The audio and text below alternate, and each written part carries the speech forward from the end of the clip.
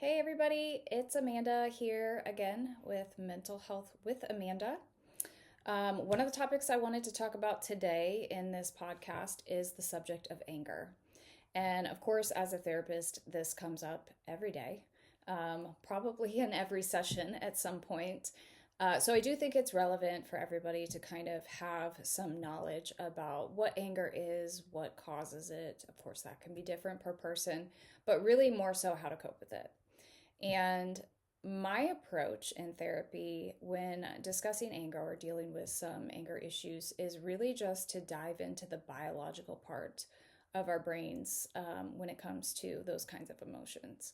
So, very briefly, I want to give you a little biology lesson. I'm not a biologist, but I know enough about the brain to know that this forward part of our brain is our prefrontal cortex.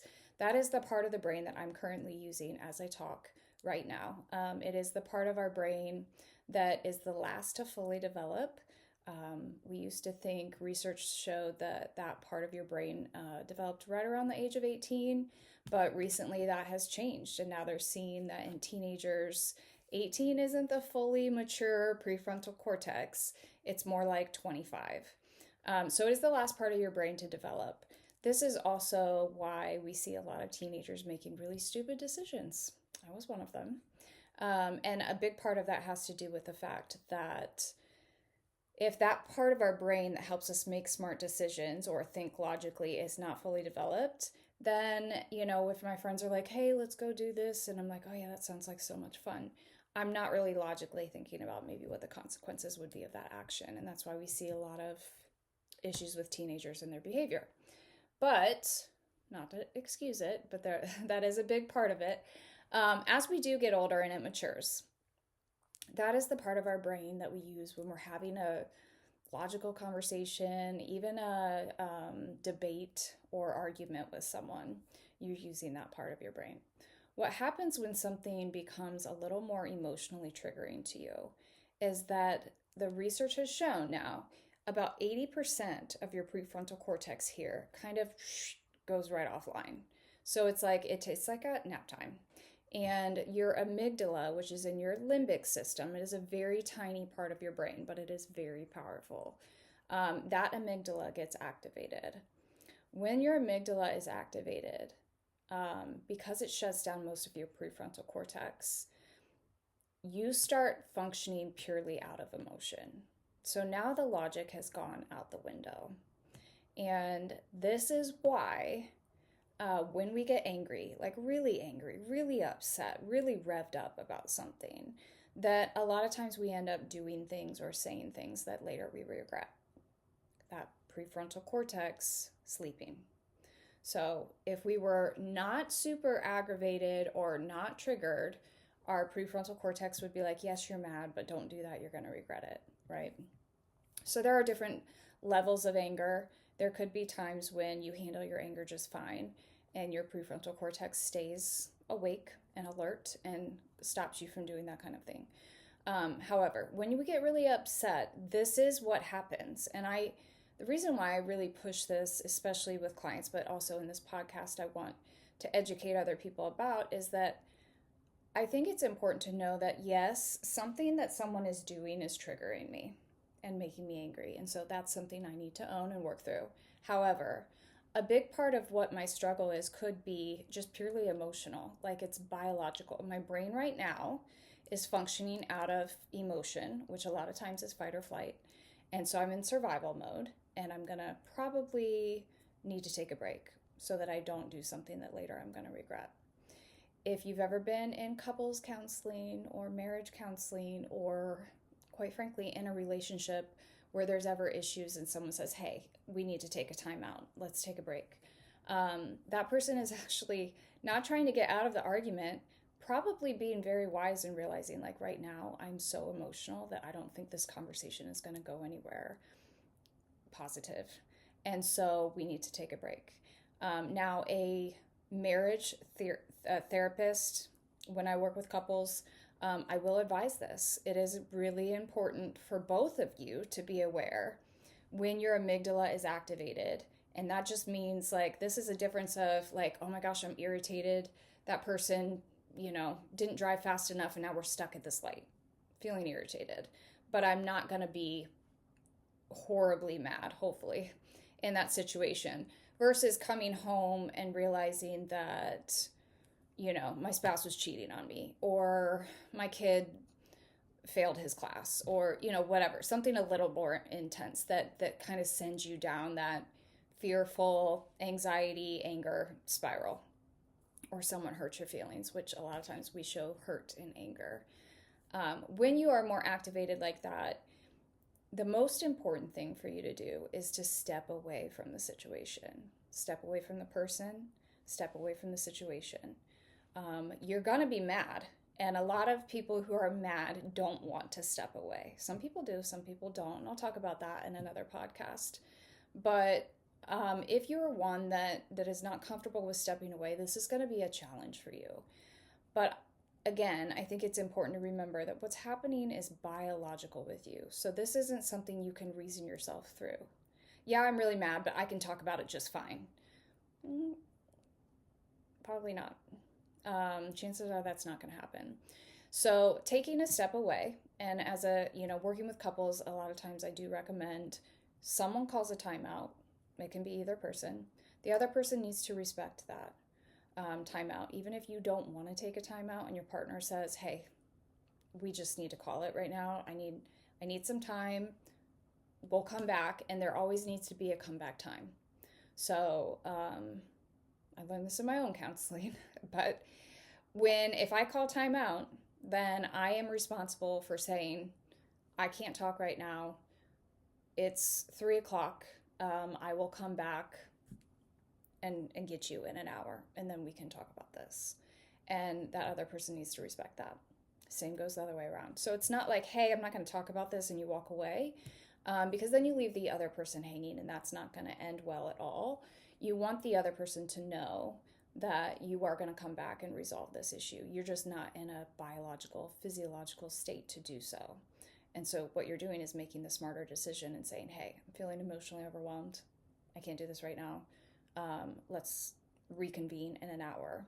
But it is if I call timeout, it's my responsibility to go back and find that person and make it better. Now, if there's not another person involved and it's just a situation, you have all the power there. You just walk away from the situation. Side note on all of this, by the way, when you walk away, the last thing you want to do is keep thinking about whatever it was that made you angry. That is the worst thing to do. So when you walk away, what you're trying to do is give your amygdala a minutes to calm down and go back to sleep where you want it to be and bring that prefrontal cortex back online. You're not going to do that by continuing to think about whatever it was that made you mad. That means you keep that amygdala going the more you think about it. The best things that I typically recommend for someone who takes a break is anything you can do to keep yourself distracted, but bonus points if it's something that's creative. What research also shows is that when we engage our creative side of our brain, it is very healing. It's very stress reducing. So I'm not a super creative person, but it could be anything. It could be writing, journaling, not about what you're angry about, but writing. It could be coloring. Get an adult coloring book or some sort of arts and crafts type thing.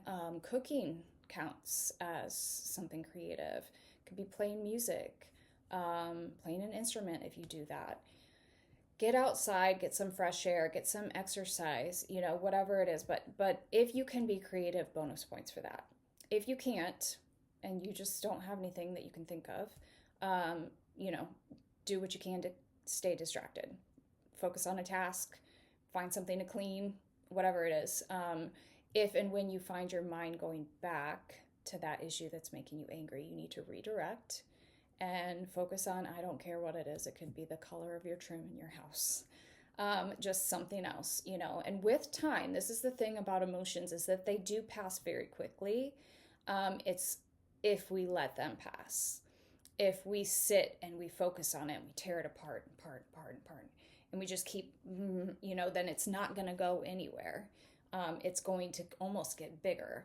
But if we see, like, I'm angry, it's like you see the emotion and you're like, this is a lot for me right now.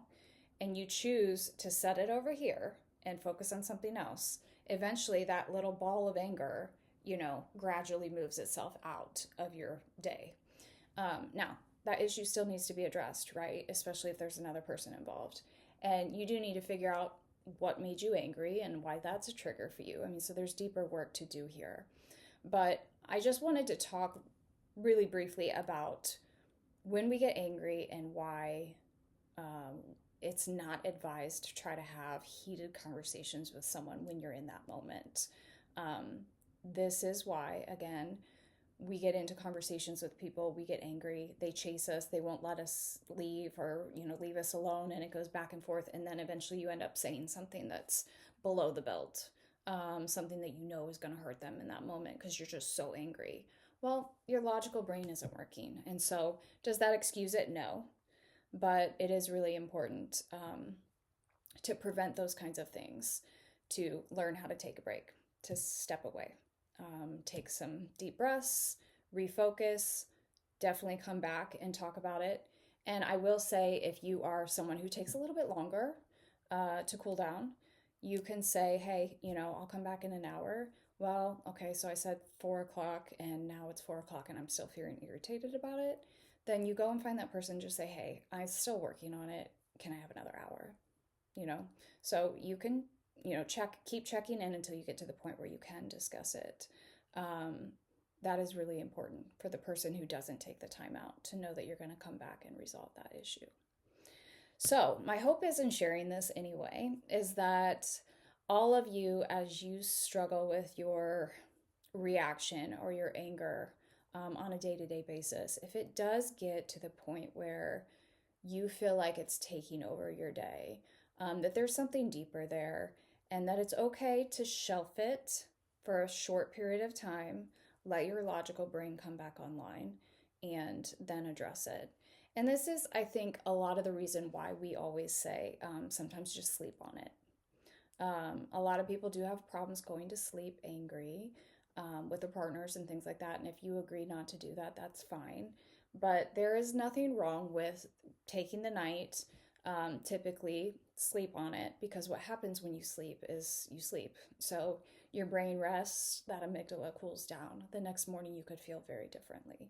And that is where the healthy communication is going to come into play, and long-term conflict management. So hopefully that was good information for you guys. If you're liking this channel, please actually go in and like and subscribe below. I would greatly appreciate it. And if there are any questions, concerns, topics that you would like for me to cover, I would love to hear it. So feel free to reach out. You can reach me probably most easily on my website for my practice. That's www.connectionsofhope.com. And I will talk to you all soon. Have an amazing day.